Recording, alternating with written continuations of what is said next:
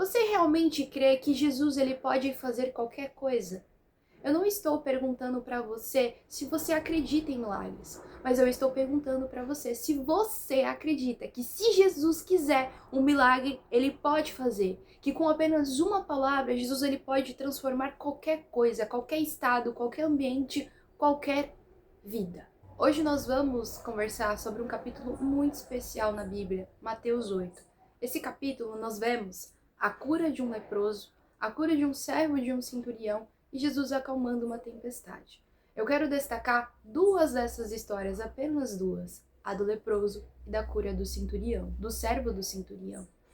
Essas histórias nos mostram que uma fé, ela não tem que ser baseada naquilo que você pode ver, mas é naquilo que você acreditar mesmo sem ver. Que você entender que Jesus, ele não se limita a tempo e nem a espaço, nem a mim e a você. Que ele pode operar, se ele desejar, na hora que ele desejar, no tempo que ele quiser, da forma que ele quiser.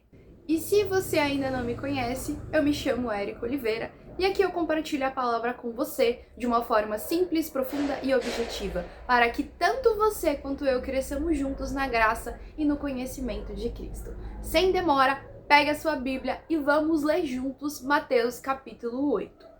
Antes de entrarmos dentro da história, nós precisamos entender que esse contexto de Mateus capítulo 8 vem logo depois do Sermão da Montanha, onde Jesus ele vai falar sobre as bem-aventuranças, onde Jesus vai ensinar que como todo aquele que serve a ele deve seguir a sua vida. Lá ele ensina como a vida das pessoas deve ser, que não deve ser, as palavras de Jesus não eram somente palavras bonitas, mas eram palavras que tinham que ser postas em prática na vida, no cotidiano. Porque a palavra de Deus, viver conforme a palavra de Deus, é uma transformação diária de cada dia.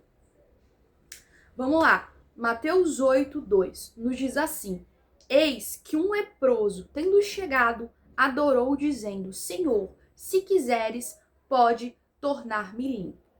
Agora eu quero que você imagine essa cena. Esse homem leproso, ele era considerado impuro pela sociedade. Portanto, ele era afastado de tudo e de todos. Ele não poderia conviver em sociedade, ele não poderia ir na casa de ninguém, ele não poderia chegar perto de ninguém e nem muito menos conversar com alguém. Ele era um alguém que não tinha convívio social. Era um alguém que era desprezado e excluído. E nós vamos ver que ele vai chegar diante de Jesus e vai falar: se o Senhor quiser me curar. Se o Senhor quiser, ele não vai falar assim: ai Jesus, eu quero ser curado.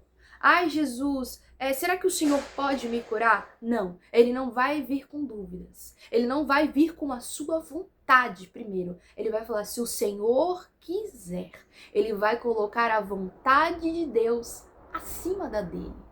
Ele vai deixar, a sua dor de lado. É claro que aquele homem, presta atenção, é claro que aquele homem ele queria ser curado. Imagina uma pessoa vivendo com uma lepra, chagas, feridas no seu corpo. É claro que ele queria ser curado. Só que ele deixa a sua vontade de lado e coloca a vontade de Deus acima da dele. Porque ali ele estava reconhecendo que o milagre só seria operado se Jesus assim desejasse. Ele estava reconhecendo a autoridade de Deus sobre a enfermidade ali que ele tinha.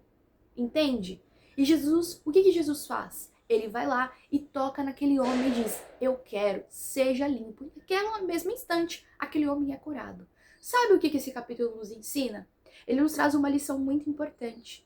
Que muitas das vezes nós, que somos filhos de Deus, nós dobramos os nossos joelhos em oração e nós só colocamos a nossa vontade diante do Senhor. Ah, Senhor, eu quero um carro, eu quero uma moto, eu quero isso, eu quero aquilo. Não é pecado você colocar diante de Deus os seus desejos.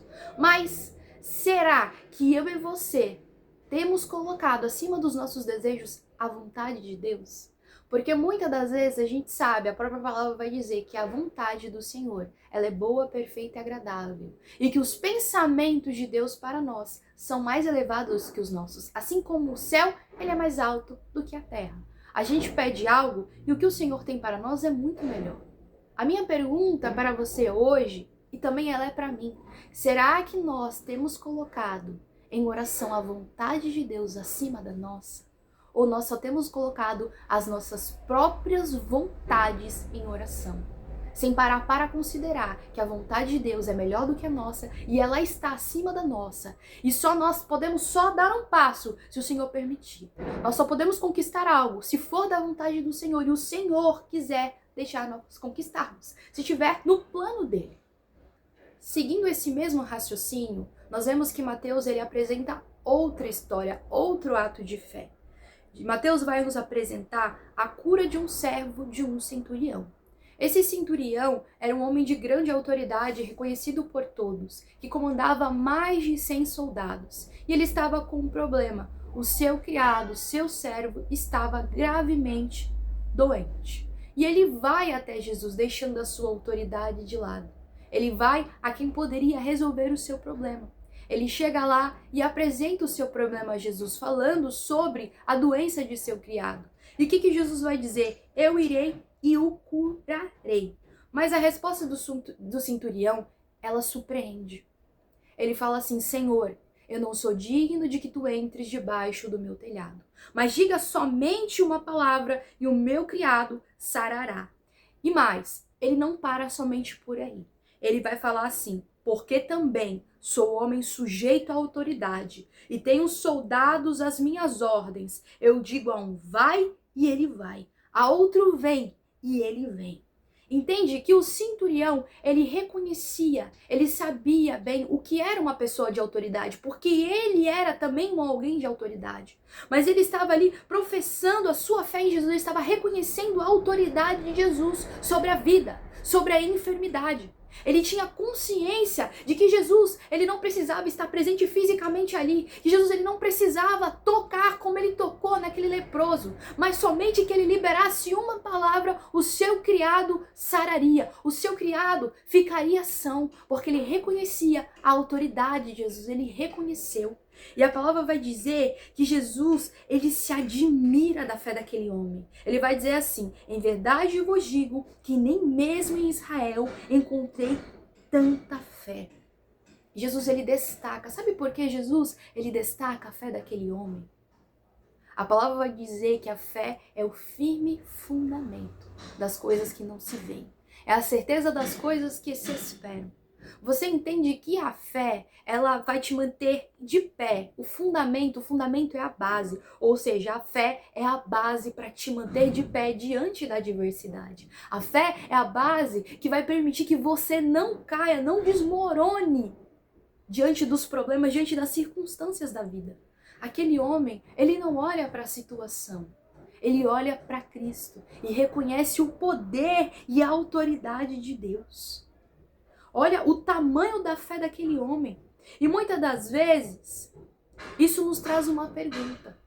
Será que nós temos olhado para o problema ou nós temos olhado para Deus? Muitas das vezes a nossa boca canta, fala: eu acredito que Deus vai fazer, eu confio que Deus é um Deus do impossível, mas as nossas atitudes demonstram totalmente algo ao contrário. As nossas atitudes nos demonstram pessoas medrosas e pessoas inseguras, que não confiam totalmente em Cristo. Porque se eu estou ansioso, se eu estou com medo diante da adversidade, significa que eu não estou confiando totalmente no Deus que sirvo. E Jesus ele vai falar mais ao centurião: vá e seja feita conforme a tua fé. E essa frase de Jesus nos leva a refletir novamente. Será que eu e você, se Jesus dissesse para nós hoje que fosse feita conforme a nossa fé, será que a nossa fé, ela demonstraria uma confiança verdadeira no poder de Deus? Uma confiança verdadeira nele? Será que acreditamos realmente que uma única palavra do Senhor é o suficiente para mudar o quadro, para mudar a nossa história, para mudar a nossa situação?